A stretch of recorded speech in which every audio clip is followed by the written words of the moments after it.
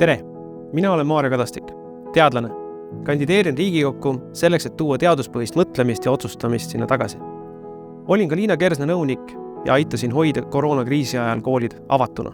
Seda otsusekindlust tahan tuua ka selleks Riigikokku, et ühte suurt probleemi hariduses lahendada.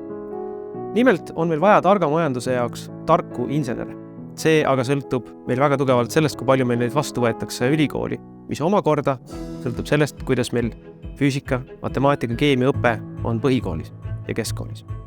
Ja see on koht, kus meil on tegelikult kõige suurem probleem, sest erasektoriga palgakäärid on seal kõige suuremad, õpetajate vanus on väga suur, pealekasvu on väga raske tulema.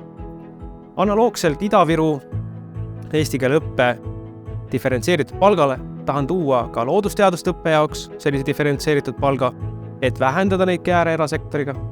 Ma tahan tuua sisse koostöös erasektoriga eriala ekspertide valdkonnas töötavate inimeste osakoormusega õpetamise ja aitamise koolides, mis annaks õpilastele motivatsiooni, miks seda temaatikat vaja on, kuidas seda kasutatakse ja aitaks seeläbi ka õpetajaid. Ja ma tahan, et me tooksime ja teeksime korralikud õppematerjalid, õppevideod kõikides nendes valdkondades, et ka kõige väiksemas maakoolis oleks võimalik õppida tipptasemel matemaatikat, füüsikat ja keemiat. Vali teaduspõhine Eesti.